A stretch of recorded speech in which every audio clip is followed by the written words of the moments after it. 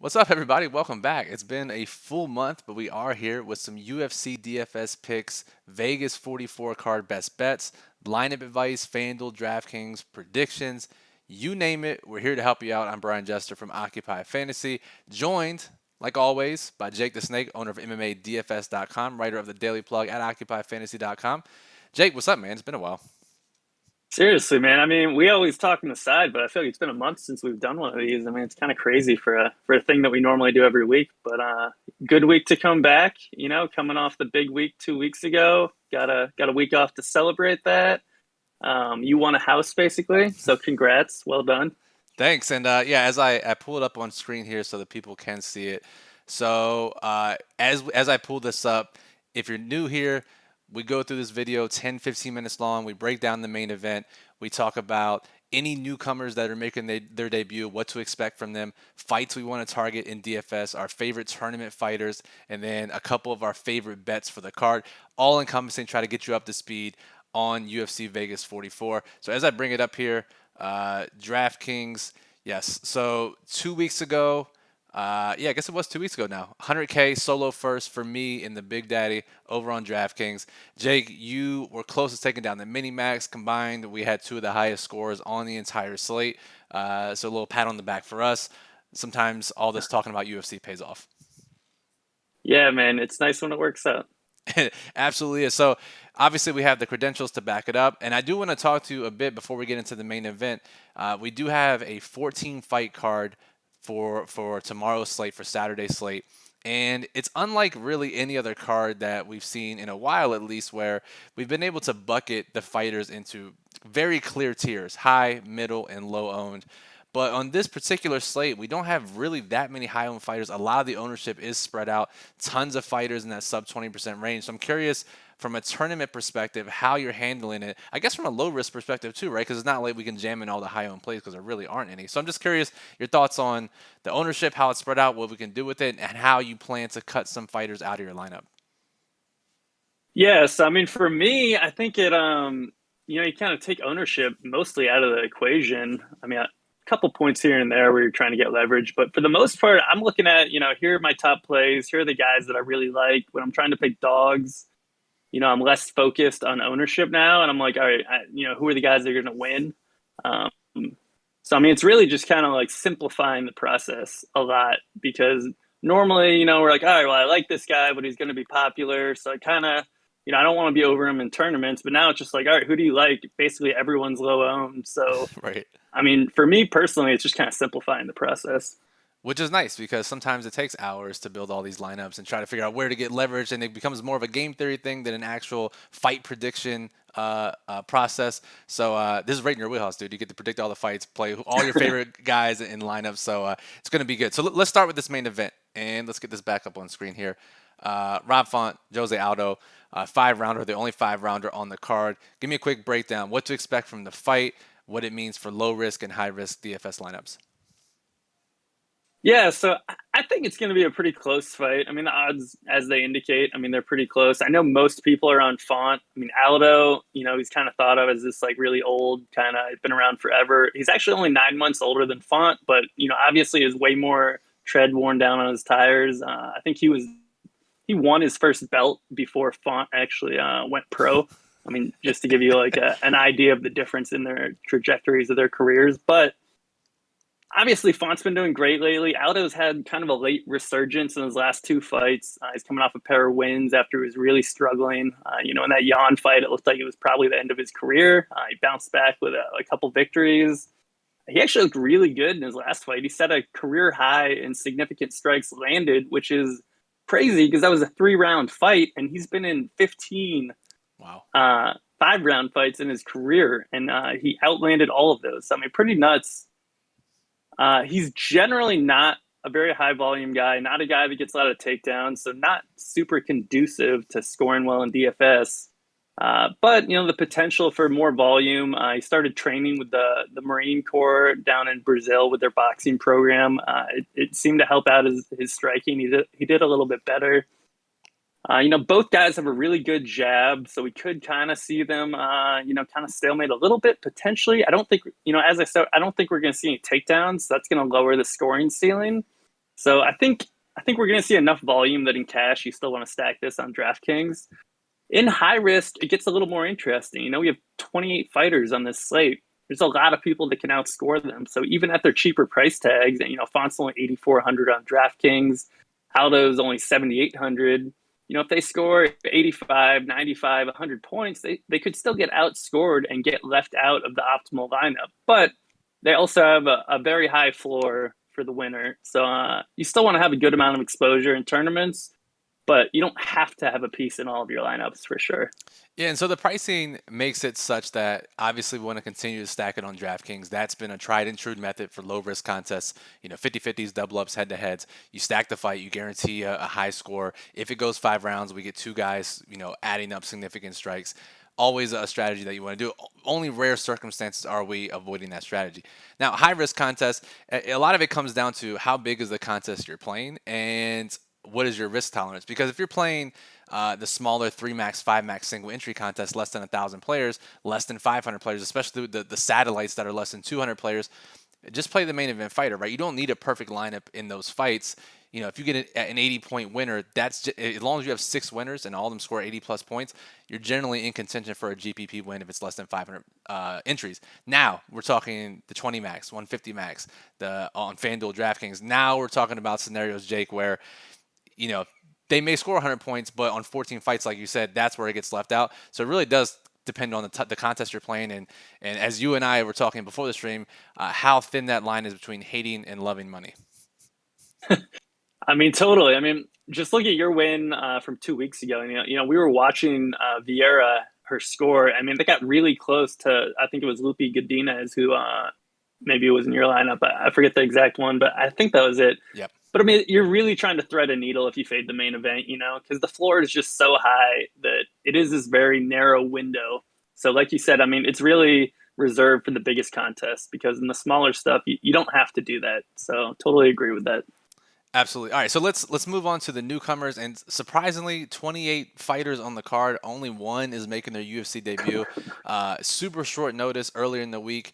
We weren't expecting this fight to happen, but Brian Barberena is fighting the newcomer. And as I pull up our Occupy model here, ranks every fighter, FanDuel and DraftKings. He is fighting the newcomer, Darian Weeks, who has a 5-0 record, Jake, but not the greatest competition. Kind of a weird path to the UFC.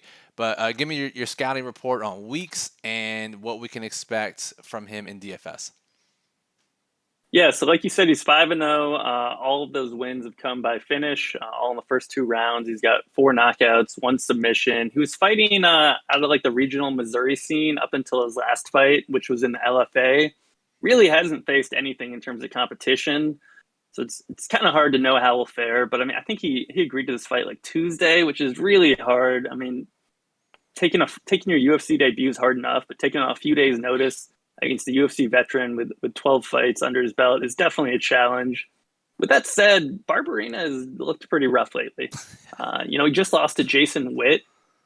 I mean, that was kind of a crazy fight at the end. It went back and forth, but not great. I mean, really, like Barberena has been around for a while. He's fought all these big names, but I really think he's on this downward spiral. So this could be the time to attack him. He's generally going to be involved in a high volume brawl on the feet.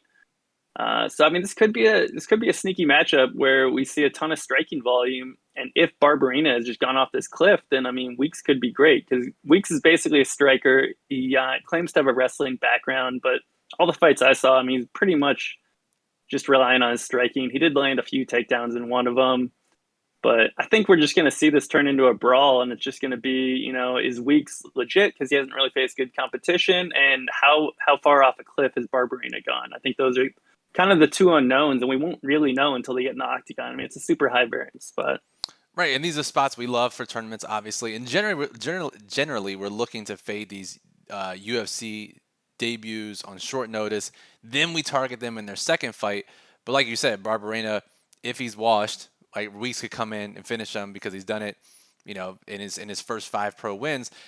And the betting markets seem to agree, right? The betting markets hung a plus or a minus 175, minus 185 when this fight was first announced. Immediately bet down. Now Weeks is basically an even money dog at 7,800 on DraftKings, $14 on FanDuel. But again, Jake, on a typical week, we might see that pump up his ownership because he's technically mispriced. But I don't think we'll see it this week, and your ownership here reflects that just because we have, the ownership is so spread out in the slate. I mean, it really is like all the rules we normally have for like, hey, this guy's going to be high owned or low owned. I mean, most of them are just out the window other than the main event. I mean, it's so spread out. Right. All right. So we like this fight to target. Let's think about another or one or two fights that we like both sides of. And you know what? It's funny that we after the most recent slate concluded, we took a look ahead to the upcoming slate, the research we got to do, and I know you especially.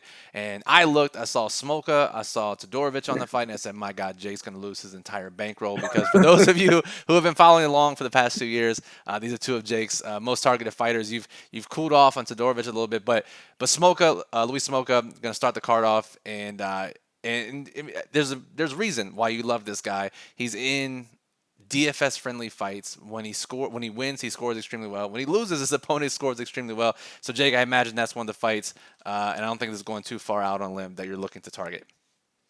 Absolutely, man. I mean, you know that I'm always targeting any fight that Lewis Smoke is part of. I mean, this guy has no interest in going to the judges. It's like, what, 7 straight fights, 8 straight fights where he hasn't been to the judges. I think all but one of those have ended in the first 2 rounds. I mean, basically every time he's in a fight, he either scores well or his opponent scores well. So I mean, it's literally just perfect for DFS. He gets takedowns, he gets high striking volume, and his last 2 losses came in the first round. So when he does lose, you want to play his opponents, and when he wins, he puts up massive totals. So I mean, it's just a dream spot every time he's in the DFS slate for sure. Yeah, absolutely. And again, as we'll repeat throughout this brief video, ownership doesn't matter. And for a guy we expect to have a huge ceiling, just 23% on DraftKings, 28% on FanDuel, not prohibitive whatsoever. Jake, another fight that I'm looking towards that I don't think many people will be excited to play, mostly because we have the woman fighter bias. But we have Cheyenne formerly buys Vlismas and Mallory Martin, and I'll pull this up here. So again, I don't think this is a fight that most people would look to target. Cheyenne has shown both a ceiling and a ceiling for her opponent in her brief UFC fights. But to me, Jake, what was interesting, and we try not to get caught up too much in fighter interviews, but there are some things that you have to take into account. And Cheyenne was saying that COVID kind of wrecked her, and she's not ready to fight. To me, that signifies we got to play some Mallory Martin. But did you interpret her interview any differently? I mean, all I got out of that interview is she's like, my lungs still aren't right, but it's fine. I don't have to fight for 2 weeks. Like, wait, what? That's not how that works. Not how that works at all. Yeah, 2 weeks. It's so much time. I guess when you're, 26 years old, 2 weeks sounds like forever. But I mean, to get your lungs cleared out, she's like, I'm about to go to the pharmacy and get like an inhaler to try to fix my lungs. But it's cool. I'm just going to treat it like a street fight. Like it was one of the more ridiculous interviews I've seen. And I'm not always watching fighter interviews just because they say a lot of stuff that, can lead you in the wrong direction. But I'm guessing she was telling the truth about this just because why would she lie about, COVID kind of wrecking her? But right. Pretty crazy, man. That was when I saw that was kind of a jaw-dropping interview. And I was like, all right, so she's probably going to sell out because she's going to treat it like a street fight, look for that early finish. And I mean, I wonder about her cardio later in the fight if her lungs aren't there. So Mallory Martin's going to look to grapple with her. And I think it's going to be really interesting the back half of that fight if we're still looking at it just to see what her conditioning looks like. Absolutely. So if you're looking for another fight, there is a fight to get exposure to both sides in tournaments. Jake, any other fight you want to mention briefly that you want to target? I mean, honestly, those are the 3 that I'm looking at is the 3 we've mentioned. Cool. Sounds good. Now, okay, so ownership, again, does not matter. But, Jake, if you had to pick a fighter that's below 20% or a fighter that, maybe is going overlooked on this slate, a fighter that you want to get heavy exposure to that's not in the top half of the ownership buckets, who are you looking at for tournaments? So an interesting fighter, and I think he's more interesting in low risk, but Alex Morano, I think he's got a really safe matchup. I still think Mickey Gall's terrible. So the issue with Morano is he's kind of a round 1 or bust play for tournaments, and Gall is generally the type of guy that fades later in fights. So that doesn't really sync up perfectly. But I think in low risk contests, I really like Morano, which is weird talking about a low owned fighter for low risk. But I just wanted to point out that he's a good low risk play. Fair enough. He's a decent tournament play too, but I do think he probably needs a round one finish in tournaments. But we did see him go completely crazy on Reese McKee in that one fight, where he scored like 126 points or something in the decision. So not impossible. I'm trying to avoid talking about Dushko here. Just do it, man. Just But get it out. Rip the Band-Aid. If he fails in this spot, I mean, maybe he's not in the UFC anymore. But if he fails in this spot, we don't have I to talk about him mean, again. if he looks like a bum here and gets to 1-3 and loses to a 1-4 Maki Pitolo, I feel like the UFC has to cut him.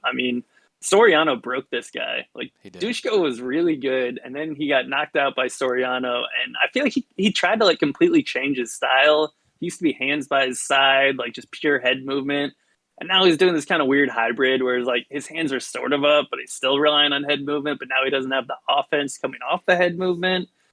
I don't know. I think he's kind of broken, so I don't want to have a ton, but I think that fight is almost one to target. But at the same time, I could see both guys being super conservative, so it's really tricky. Massively wide range of outcomes, but there is a high ceiling. It's just a low floor. So I think both Dushko and Patolo are sort of interesting from a high ceiling perspective. Having some exposure in tournaments. They're both under 20% owned, but I don't want to be massively over the field on either, just because we could see them come in and basically try not to lose, to stay in the UFC. Not what we want to see from a DFS fighter. That is for sure. So, Jake, let's close out the show with two of our favorite bets to parlay into a stream parlay. Jake, we're closing in on the end of 2021. We got to hit a stream parlay here pretty shortly. So I'll start it off. I'm feeling good about this week. A little bit on the less riskier side. I'll go Mallory Martin, money line. We'll play the COVID angle. Plus 150 is my side. I like that bet. I think it's almost like a coin flip in that fight. Everyone's on Cheyenne right now because she got that crazy head kick KO. But if you take that out of the picture, she got dominated by a grappler in the fight before that. Most of her fights go decisions, and if she's going to a decision and has bad cardio, then Mallory could take over late in this fight. So I like that option. You probably could have guessed, but I'm going to go with Smolka inside the distance. No way. Plus 220 here. Shocker, I know. Got to stay on brand. So we got plus 220, plus 150 offhand. Any idea what we're getting paid out when we hit this? That should be plus 700. We'll take that all day for sure. So, all right, for more of Jake's best bets, here's what you can do. MMADFS.com. Jake puts up fight breakdowns, fighter history, DFS, and betting implications for every single fight on a card for free. MMADFS.com. Go check it out. Also has some premium content there for you as well. Jake also writes what you see on screen here, our daily plug at OccupyFantasy.com. Top plays, low risk and high risk contests, specific lineup construction strategies for different contest types for FanDuel and DraftKings. Don't want to miss it. You saw the Occupy model on screen earlier. Ranks every fighter, FanDuel, and DraftKings with projected ownership. And we're in our Discord server pretty much all the time. OccupyFantasy.com/Discord. You can click the join button below this video. Chat with Jake, other members of the OccupyFantasy.com community. Sweat the fights out with us. That's always a great time unless we're losing. So all that, make sure you're involved. Click subscribe. We're doing a 3K subscriber giveaway on YouTube. We're so close. Help us get there, and you'll get notified whenever we go live. So for Jake, at DFS_MMA on Twitter, I'm Brian, at BrianJesterFF. We're at Occupy Fantasy. Appreciate you listening. Enjoy the fights, and good luck.